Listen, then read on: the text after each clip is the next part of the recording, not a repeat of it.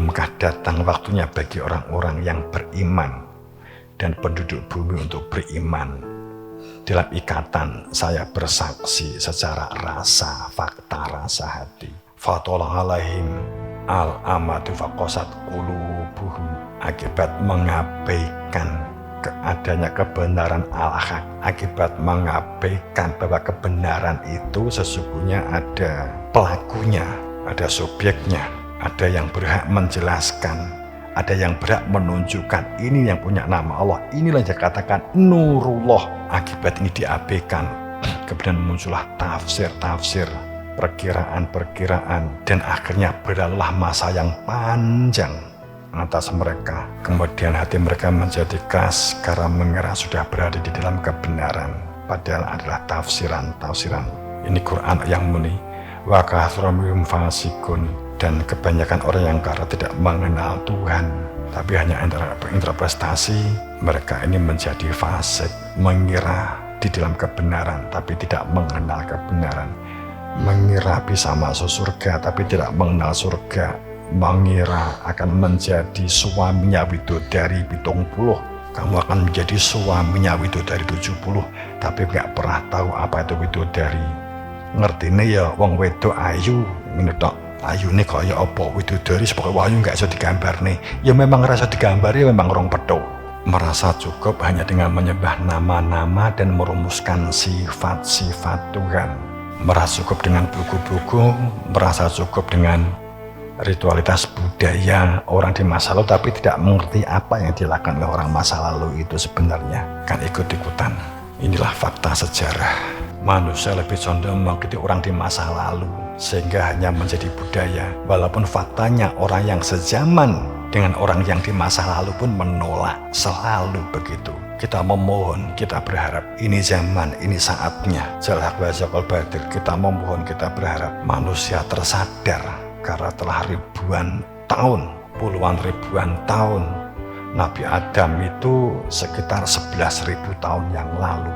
Ini beliau menginformasikan ke saya itu sejak titik Nabi Isa itu adalah 8.340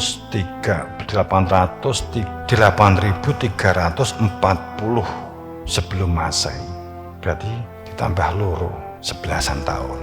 Kalau Sang Surya Nur atau ini Rasul-Rasul pertama itu adalah 1,5 juta tahun yang lalu.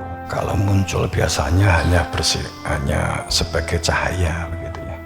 Ini yang biasanya oleh Allah untuk kalau kondisi masyarakat itu berbangga-bangga dengan keturunan, berbangga-bangga dengan kelompok itu kental dan tajam, kemudian bangga dengan embah, bangga dengan itu tajam, itu dipotong. Cara Gusti Allah motong.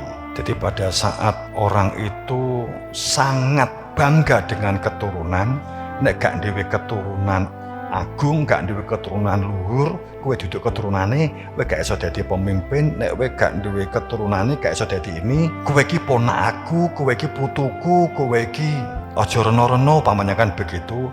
Agama sudah diidentikan. Agama sudah diidentikan dengan genetik darah, maka Allah membuat utusan yang memutus rantai ini.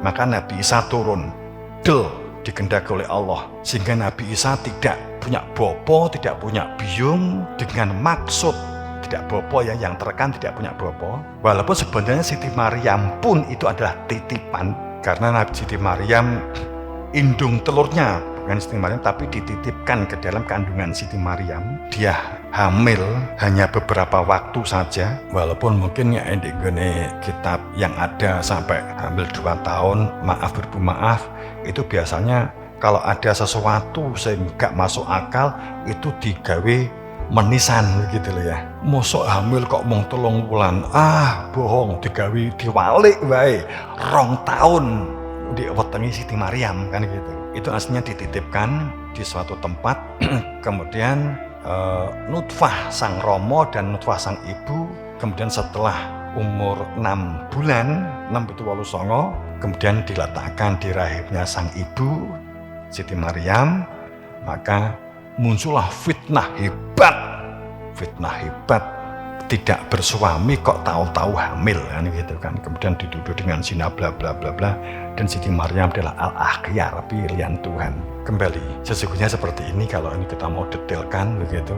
Inilah sehingga ini sebenarnya ada maksud, yakni memutus supaya orang yang saat itu bangga. Kedua, orang merendahkan karena dia hanya ponaan, merendahkan hanya karena dia putu, merendahkan karena dia itu dipotong. Sehingga kalau ada orang mengatakan Isa itu ponak aku, Isa itu kan gitu. Yudas Iskariot dia kecewa, marah karena dia posisinya adalah pamannya, kemudian diberitakan karena dia bangga, awalnya adalah bangga punya ponaan yang disebut dengan Isa. Ini dia punya nama asli, saya tapi ngikuti nama yang ada saja. Nama aslinya bukan Nabi Isa, itu adalah nama gelar, bukan nama gelar ya, itu nama tauhid. Kemudian pada saat Nabi Isa kemudian mengungkap tentang jati dirinya, pun awalnya juga tidak mengungkap dirinya, tapi dia mengungkap tentang Nabi Adam dan dia mengungkap juga tentang Nabi Ibrahim kan gitu. Kemudian pada saat itu disampaikan kepada Nabi Isa, yang tidak terima adalah Yudas. Nggak terima. Kowe iki ponak aku, kok gak mau ngakui aku ki paklikmu kan gitu. Karena pengen jaluk disuyuti, karena pengen jaluk dihormati. Akhirnya dialah yang membuat fitnah, ngomong kerung bahwa dia orang yang ngaku-ngaku sebagai Tuhan. Bla bla bla bla bla. Akhirnya dicoba disalib, ternyata yang disalib adalah Yudas Iskariot karena Nabi Isa sudah mengundurkan diri dari rumah.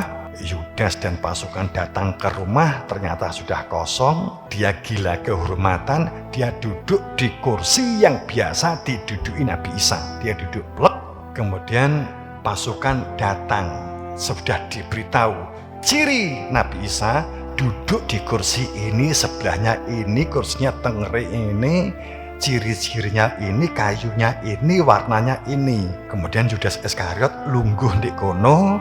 Akhirnya yang ditangkap Yudas teriak-teriak, bukan saya Yudas, saya bukan Isa.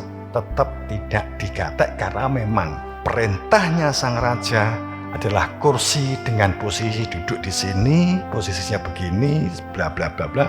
Akhirnya dia ditangkap. Nabi Isa sudah bergeser ke suatu tempat, sudah bergeser di salah satu bukit, satu gunung. Kemudian putra keturunannya banyak menjadi kayak pendeta gitu ya di Pakistan, di Dalai Lama itu ya. Sebenarnya begitu ceritanya.